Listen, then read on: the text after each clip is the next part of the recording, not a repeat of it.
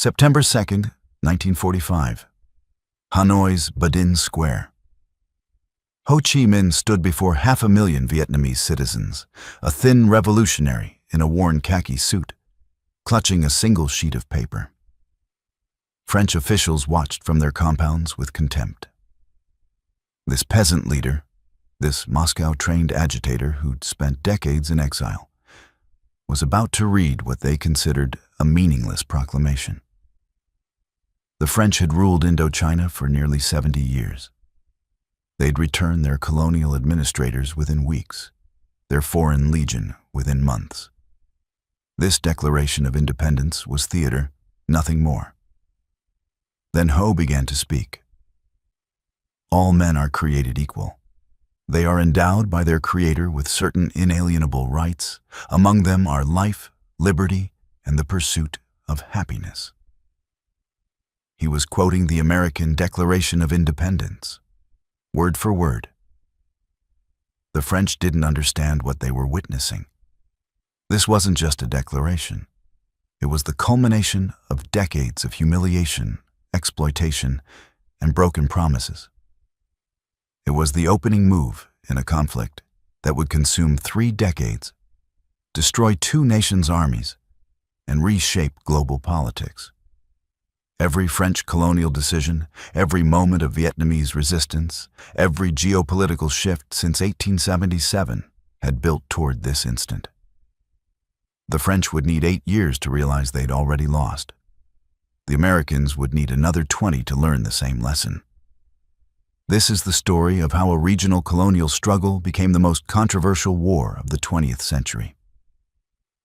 The French conquest, 1858-1887.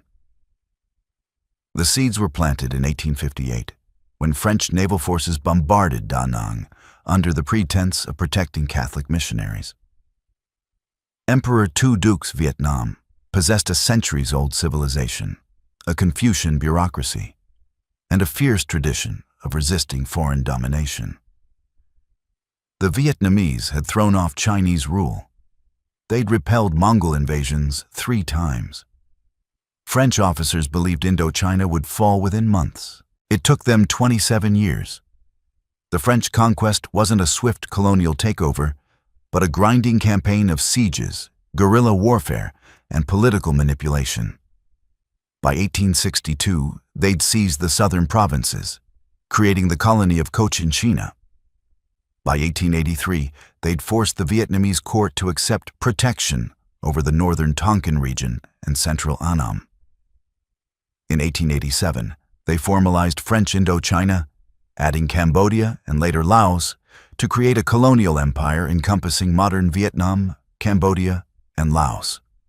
French Governor-General Paul Doumer arrived in 1897 with grand visions. He built railways, highways, harbors. He established rubber plantations that stretched for thousands of acres. He imposed a colonial administration where every important position was held by a Frenchman. Vietnamese officials were relegated to minor posts at minimal salaries. Traditional village autonomy was crushed. The French imposed monopolies on salt, alcohol, and opium, extracting wealth systematically. Vietnamese scholar Phan Boi Chau observed the transformation with growing rage. "Our country has become a source of wealth for France and a market for French goods," he wrote in 1907. "Everything that made Vietnam independent has been destroyed." But the French believed they'd civilized a backward nation. In Paris, Indochina was celebrated as the jewel of France's colonial empire. Officials spoke of the mission civilisatrice, the civilizing mission. They genuinely believed Vietnamese peasants should be grateful for French schools, French laws, French culture imposed at gunpoint. The Vietnamese saw something different. They saw their emperor reduced to a figurehead. They watched French companies extract rice, rubber, coal, and zinc, while Vietnamese laborers worked for starvation wages. By the 1920s, French Indochina exported more rice than any region in Asia. Yet Vietnamese peasants went hungry. The French had built infrastructure designed for one purpose: systematic exploitation. Colonial officer Pierre Pasquier summarized French policy with brutal honesty. "We have made this country rich. That we have done so for ourselves is beside the point." The resentment didn't manifest in open rebellion immediately. It simmered in secret societies, in underground newspapers, in villages where peasants whispered about resistance. The French dismissed these movements as insignificant. They had modern weapons, professional armies, the backing of a European power. What could rice farmers do against machine guns? They would find out. The rise of Ho Chi Minh, 1890-1941. In 1890, a boy was born in a village in Annam province. His father was a low-level Mandarin, a Confucian scholar who'd watched French colonizers destroy everything he valued. The boy, Nguyen Sinh Kung, would later adopt many names. History remembers him as Ho Chi Minh, he who enlightens. In 1911, at age 21, Ho left Vietnam as a cook's assistant on a French steamship. He traveled to France, to England, to America. He worked menial jobs, washing dishes in London hotels, shoveling snow in Brooklyn. In Paris after World War I, he attended the Versailles Peace Conference in a borrowed suit, carrying a petition for Vietnamese independence. He believed in Woodrow Wilson's rhetoric about self-determination. The Allied powers ignored him completely. Disillusioned, Ho turned to communism. In 1920, he was present at the Tours Congress when French socialists split, creating the French Communist Party. He read Lenin, studied Marx, traveled to Moscow, and learned revolutionary tactics at the University of the Toilers of the East. The Soviets saw potential. They trained him as a Comintern agent and sent him to organize communist movements across Asia. But Ho never forgot Vietnam. In 1925, he wrote to a friend, "I have only one desire, supreme and burning, and that is to work with the people so that every member of my 30 million oppressed and exploited compatriots will have enough rice to eat and clothes to wear." The French security services tracked his activities with growing concern. In 1930, he founded the Indo-Chinese Communist Party in Hong Kong. French officials arrested thousands of suspected communists. They believed they'd crushed the movement. Ho disappeared, rumored dead. French intelligence filed him away as a footnote. He was actually in China, in Thailand, in Russia, building networks, recruiting agents, waiting. Then came World War II, Japanese occupation, and the Viet Minh, 1940-1945. In September 1940, Japan invaded French Indochina. The Vichy French government, collaborating with Nazi Germany, offered minimal resistance. For the next 5 years, Vietnam endured a bizarre dual occupation. French colonial administrators nominally in charge, Japanese military forces actually in control. For the Vietnamese, it was catastrophe piled on catastrophe. The Japanese demanded rice to feed their armies. The French maintained their monopolies. Vietnamese farmers, forced to grow industrial crops instead of food, faced starvation. In 1944 and 1945, a massive famine swept northern Vietnam. Estimates range from 400,000 to 2 million dead. Peasants ate bark, grass, anything to survive. Bodies lined the roads. Into this nightmare, Ho Chi Minh returned. In May 1941, he crossed the border from China into Vietnam for the first time in 30 years. In a cave in the northern mountains, he founded the Viet Minh, the League for the Independence of Vietnam. It was nominally a broad nationalist coalition, but Ho ensured communists controlled the leadership. The Viet Minh had clear goals: drive out the Japanese, drive out the French, achieve independence. They also had unlikely allies.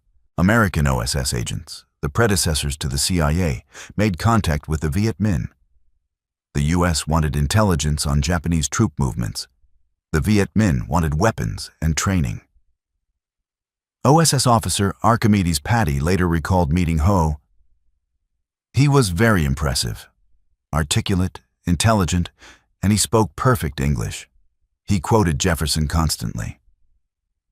In March 1945, sensing Allied invasion imminent, the Japanese suddenly turned on their French puppet administrators. They arrested thousands of French officials and soldiers, massacring many. The Japanese declared Vietnam independent under Emperor Bao Dai, though real power remained in Tokyo's hands. For the Viet Minh, opportunity had arrived.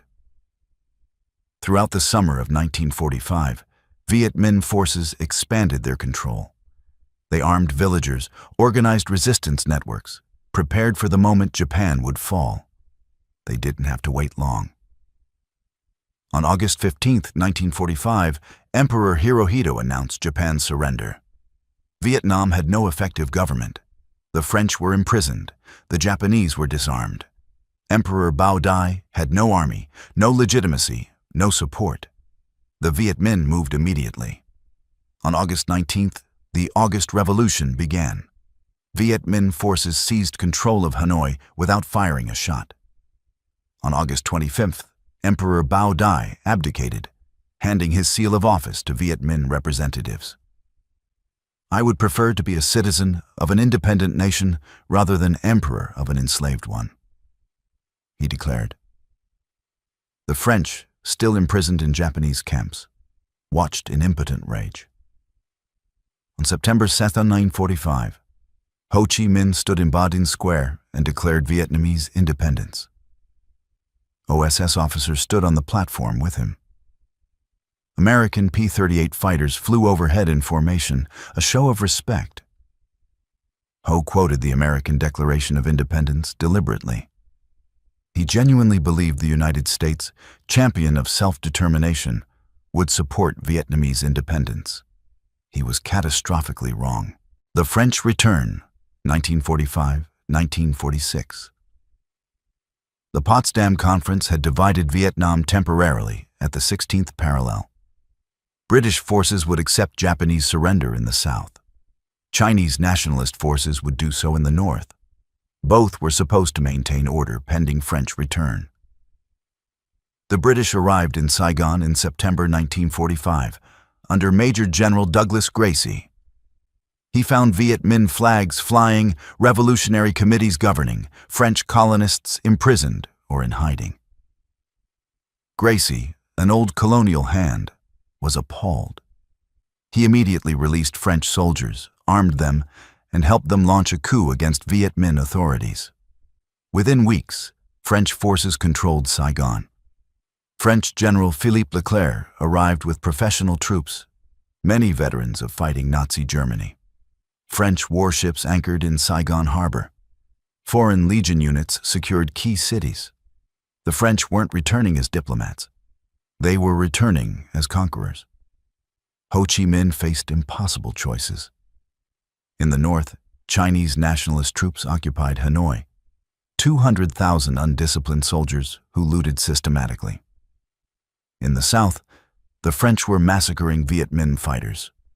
Ho needed time, needed to avoid a two-front war. In March 1946, he signed a preliminary agreement allowing French troops to return to northern Vietnam temporarily in exchange for French recognition of the Democratic Republic of Vietnam as a free state within the French Union. It was a desperate gamble. Ho believed he could negotiate real independence. Ho Chi Minh traveled to France for talks at Fontainebleau in the summer of 1946. The negotiations were a disaster. French officials had no intention of granting real independence. They offered Vietnam the status of an associated state, with France controlling defense, foreign policy, and finance. They insisted on reintegrating Cochinchina as a separate entity, preventing Vietnamese reunification. Ho realized he'd been betrayed. "You will kill 10 of our men, and we will kill one of yours," he warned French officials. "Yet, in the end, it is you who will tire." They laughed at him. France had professional armies, modern weapons, air power, artillery. The Viet Minh had rifles hidden in rice paddies. Tensions escalated throughout 1946. Skirmishes erupted across Vietnam. In November, a dispute over customs control in the port of Haiphong spiraled into violence. On November 23rd, French warships bombarded Haiphong's Vietnamese quarters. French artillery killed an estimated 6,000 civilians in a few hours. French commanders called it a lesson. It was a declaration of war. The First Indochina War begins, 1946-1950. On December 19, 1946, Viet Minh forces attacked French positions across Hanoi. They couldn't hold the city against French firepower, but that wasn't the point. Ho Chi Minh and the Viet Minh leadership evacuated to the mountains. They'd fight a guerrilla war, draining French resources, making occupation unsustainable. If we remain in the cities, Ho Chi Minh told his commanders, we will be destroyed. We must retreat to survive. The French expected quick victory. General Jean-Étienne Vallouis commanded 16,000 professional troops with artillery, armor, and air support. The Viet Minh had perhaps 30,000 fighters with outdated rifles and captured Japanese weapons. French officers in Hanoi's colonial cafes predicted the campaign would be over by Christmas. 4 years passed, then 5, then 6. The French controlled the cities, the roads, the delta regions. The Viet Minh controlled everything else, the mountains, the villages, the night. French convoys couldn't move without massive escorts. French outposts endured constant harassment. Every French soldier killed was a tragedy reported in Paris newspapers. Viet Minh casualties didn't make headlines. The war became a grinding stalemate. France poured in troops, eventually reaching nearly 200,000 soldiers. They brought in foreign legion units, North African colonial troops, Vietnamese auxiliaries. The French recruited Emperor Bao Dai, bringing him back from exile to lead a puppet state of Vietnam, based in Saigon. Few Vietnamese took it seriously. Meanwhile, Ho Chi Minh's forces grew stronger. Vo Nguyen Giap, the Viet Minh military commander who'd been a history teacher, proved a brilliant strategist. He established base areas in the mountains, trained new recruits, stockpiled weapons. When the People's Republic of China was established in 1949, everything changed. By 1950, Communist China and the Soviet Union formally recognized Ho Chi Minh's Democratic Republic of Vietnam. Chinese advisors crossed the border. Weapons flowed south, mortars, machine guns, artillery. The Viet Minh transformed from guerrilla bands into a conventional army. The United States, gripped by Cold War paranoia, made a fateful decision. If China and the Soviet Union backed Ho Chi Minh, America would back France. President Truman committed military aid.